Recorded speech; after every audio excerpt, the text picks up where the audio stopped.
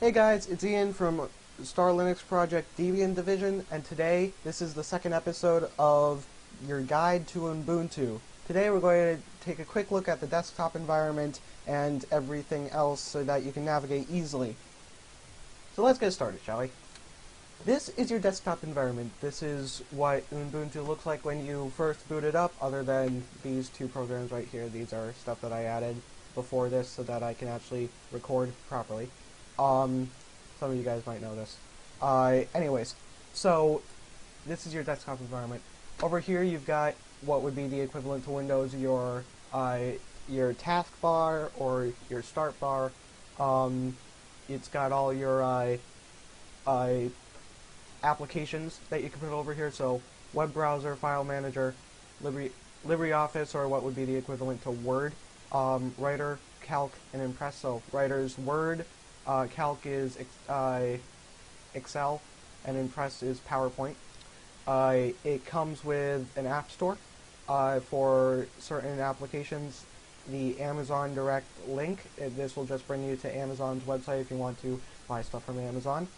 System settings, this probably won't be here unless you have a second or third hard drive in your computer. I have a 500 gigabyte Windows 10 volume, so that's what that's showing, and then you got your trash bin. Up here, this Ubuntu logo is your start menu, basically. So right here you can search your computer for applications. I've tried installing Steam, I couldn't get that to work yet. Right here you've got a terminal for different Linux applications, so that's that. Text editor, software update, another terminal. I suggest only using this terminal because, you know, it's the best. And then just some other random applications that maybe you've used recently.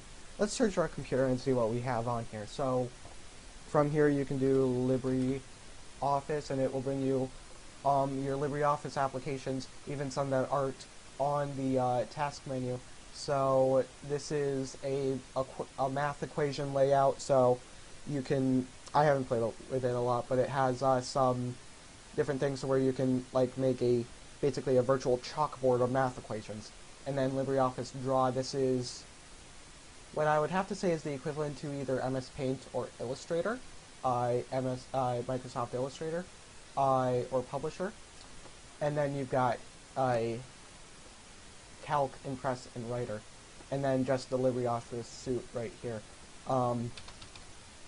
Also, when you have your new Linux installation, you should have not fewer, but Firefox, which is the default web browser.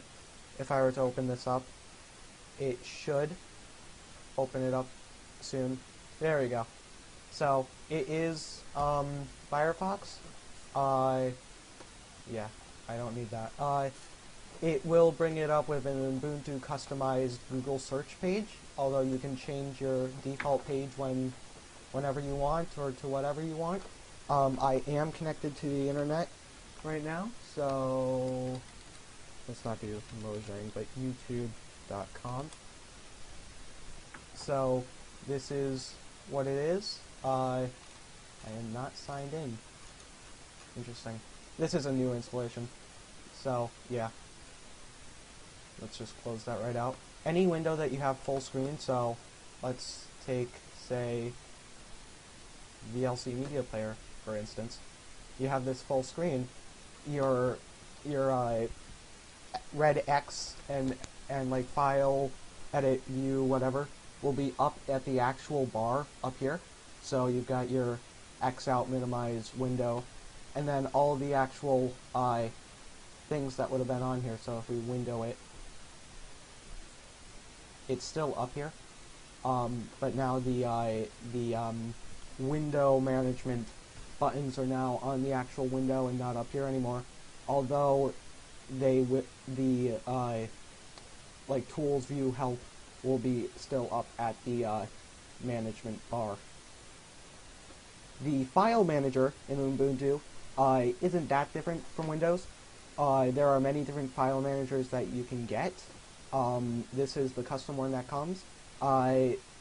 When you open it up, it'll bring you to your home folder, This is basically, I'm not sure if I would call it root, but it's what would be next to it. So, right here you got your documents, downloads, there's some other stuff that I have in here, pictures, public videos, templates, music, and then your desktop. I have my recordings folder on my desktop. So, yes, moving around here isn't that different from Windows. It's double-click for the folders. Over here you've got the list view. And then under here you've got your drives. So, my Ubuntu, which is computer, 500 gigabyte volume, that's my Windows. Connect to server. If you got a second computer that is running Ubuntu, you can connect those two computers together over LAN or even over Wi-Fi to have basically a server for sharing files.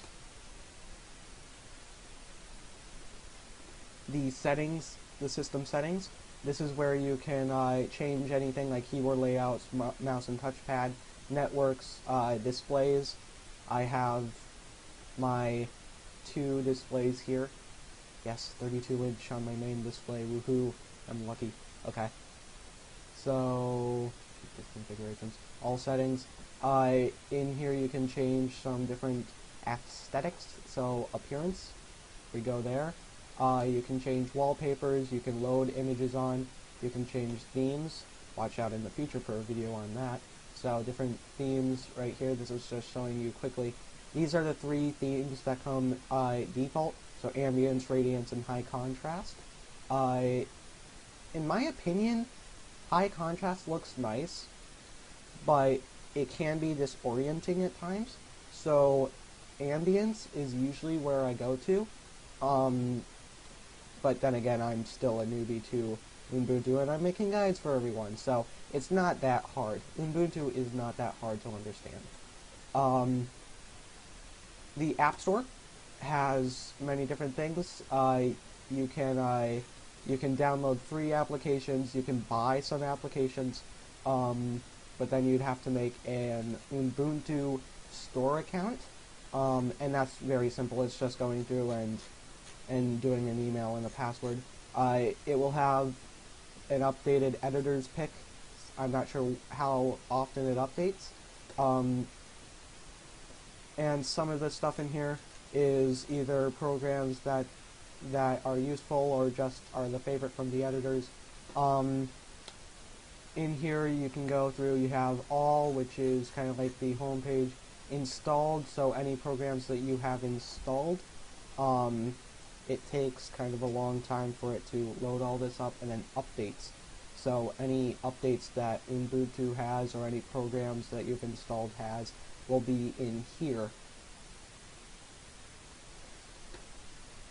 The trash bin, basically like any other file explorer.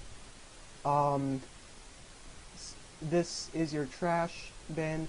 It basically works just like any other file explorer. In fact, you can go straight to other file destinations straight from the trash bin. It's basically its own folder. And then with this, you can go through and empty it just like any other trash on any other operating system. So that's just a basic overview of the Ubuntu desktop environment and the navigation of Ubuntu. Hopefully this video has helped you out, guys. Stay tuned for more videos in the future, and like always, I'll see you next time. Goodbye.